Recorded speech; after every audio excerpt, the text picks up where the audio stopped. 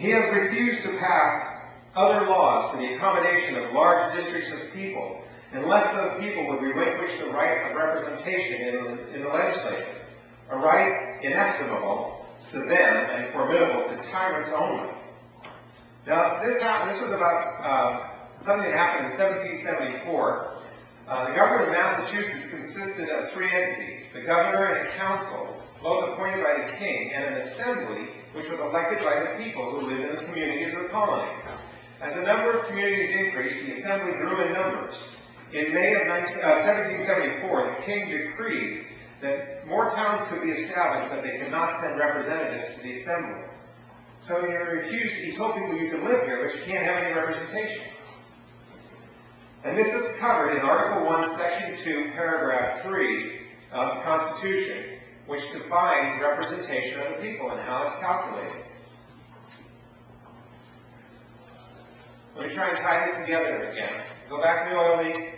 President Obama coerced BP out of a $20 billion fund, then appointed Kenneth Feinberg to oversee the distribution of this fund.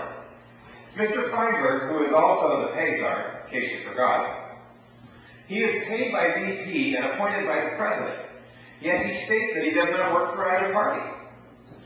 He works for the people of Louisiana and the affected region. But let me ask you this, did they elect him? Do they control him?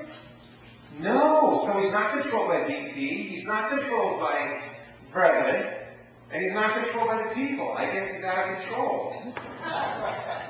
And there is no document or legislation defining his responsibility or authorizing his activities.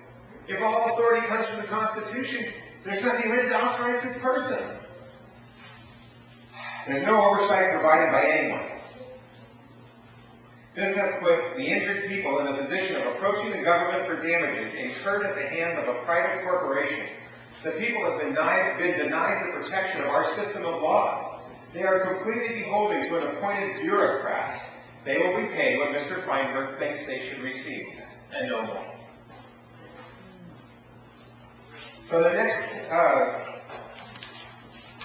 complaint was he has called together legislative bodies at places unusual, uncomfortable, and distant from the repository of their public records for the sole purpose of fatiguing them into compliance with his measures.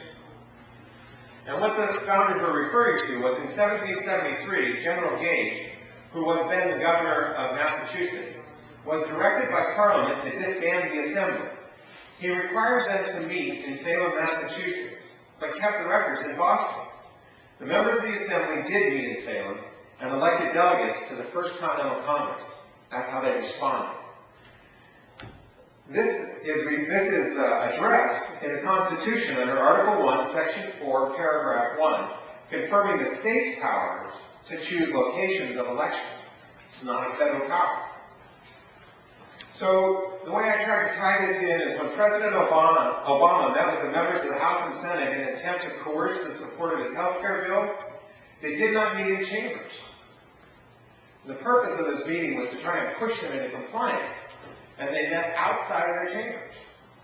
So the complaint has some validity today. But of course they did have access to the records. He has dissolved representative houses repeatedly for opposing with manly firmness his invasions on the rights of the people. In July 1768, the Massachusetts Assembly was dissolved by Governor Bernard for passing legislation asserting that Great Britain had no right to tax the colonies without their consent. In 1769, the assemblies of both Virginia and North Carolina were dissolved for the same reason. In 1774, virtually all assemblies were disbanded by their respective governors in an attempt to preclude the assembly of the First Continental Congress. And this is addressed in the Constitution in Article 1, Section 4, and Article 2, Section 3, Rules of Adjournment. President Obama has ignored and marginalized the Republican Party. Almost from the beginning of his administration, he has blamed them for holding up legislation when he did not need one Republican vote to pass legislation, because he had majorities in both houses. He didn't need them. He and his minions have turned the Republicans the party of no, falsely asserting that they have failed to suggest any potential solutions. So we go back to 1776. He has refused for a long time, after such dissolutions, to cause others to be elected, whereby the legislative powers, incapable of annihilation, have returned to the people at large for their exercise. The state remaining in the meantime exposed to all the dangers of invasion from without and convulsions from within. In 1767, Parliament instituted the Mutiny Act, which allowed officers of the British Army to break into any house day or night to search for deserters, because it was British law that the soldiers were housed in the homes of the colonists. This legislation also required the quartering and provisions at the expense of the colonies. The people justly regarded this as a tax and opposed it. The New York Assembly refused to provide for the troops, and their powers were suspended until they provided for the soldiers. This stood for several months. The Assembly of Massachusetts was restored in May of 1769, and the State House was surrounded by cannon pointing in, and the legislation was denied freedom of action by the British. Now I have to tell you, this is one I couldn't pin on. I didn't come up with anything where I could say that he has dissolved any of the bodies. But it is covered in the Constitution, Article 1, Section 2, and Article 2, Section 1, Paragraph 2. So there is reference, the point I want to make here is that there is reference going through from the Declaration of Independence to the Constitution of the United States. They made the complaints in the Declaration. They made the promises in the Declaration. Then they framed the government to fulfill the promise of the Declaration with the Constitution. The thing I want to say here, as I wrap this up, is that there is no way to teach the Declaration of Independence without the Constitution. And it is incomplete to teach the Constitution without the Declaration of Independence. They're tied together. They're just like our rights, being inalienable. These two documents belong together, and they have the force of law.